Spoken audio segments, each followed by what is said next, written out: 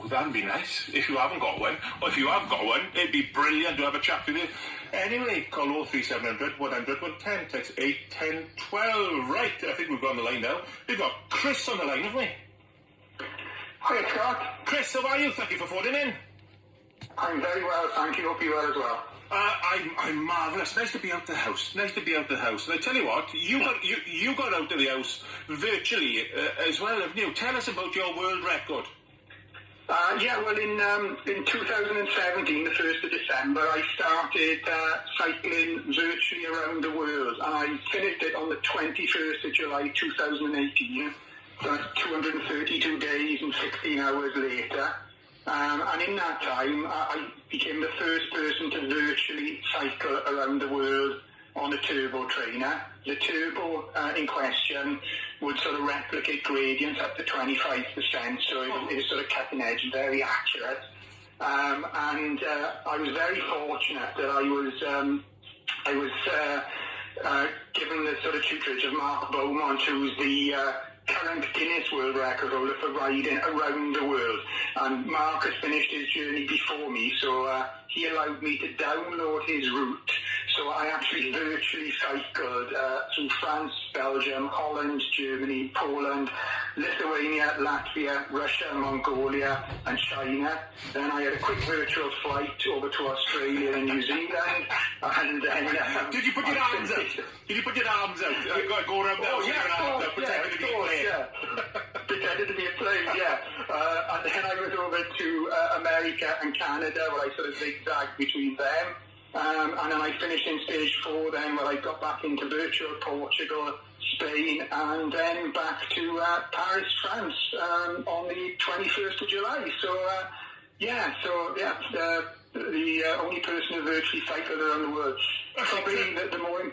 Yeah, go on, Scott. Well, it's just incredible. You think about it, when you actually do it, and you see these people who do the journeys, you know, they get up and they get a little tent on their back, they sleep where they can and everything, and you actually did it. Did you have the whole route planned, on your screen, so you could sort of zoom out and zoom in to see where you were? And you were always, were you always in your front lounge?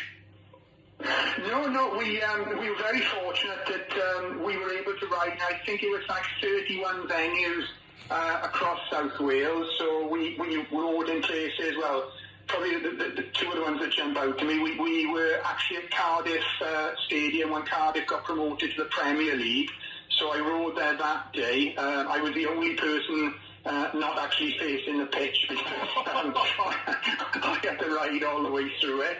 And the other one that jumps out is we were in Cardiff Wales Airport. We did a few weeks down there, but one of the weeks we did, we got hit by snow very badly the year I did it. It was the year of the beast from the east. Yeah. But we also got hit by snow when I was in Cardiff Airport. It was the day that the French supporters were all flying back. So we were there from 5 a.m. because we didn't want to sort of miss the actual day. But then the airport got cut off. All the flights were delayed.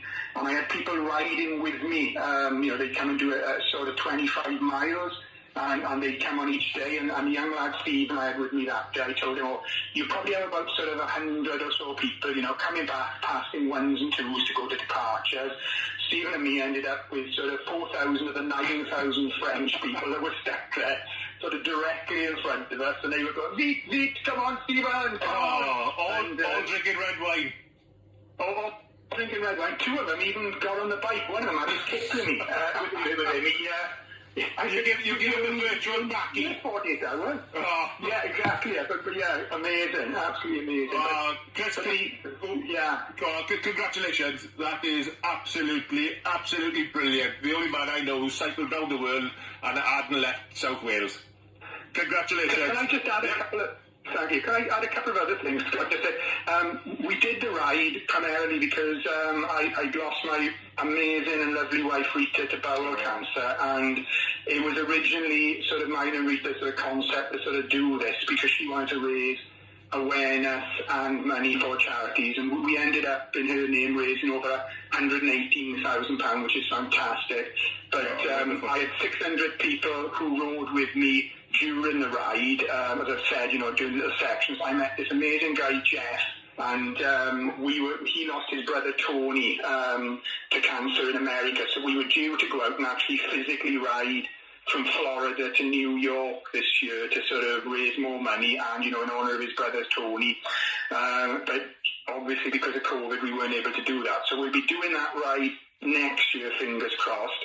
But myself, Jeff, and another amazing guy called Rob, we're hoping that if COVID restrictions allow us later on this year, we can ride from Balindra and ride to at least one NHS hospital, because they've all done such amazing work around sort of Wales, and we're looking to sort of raise money there as well. But obviously that's in pilot stage at the moment. But fingers crossed, in better times that will come off as well. Yeah, I'm sure it will. And with all the NHS staff, all the key workers out there, are absolutely brilliant. So thank you so much, Chris. Keep on riding, my friend, and raise the money for those brilliant charities. We've also got Mike on the line now. I think Mike on the line from Newport. Hiya, Scott. Yeah. How are you? Morning.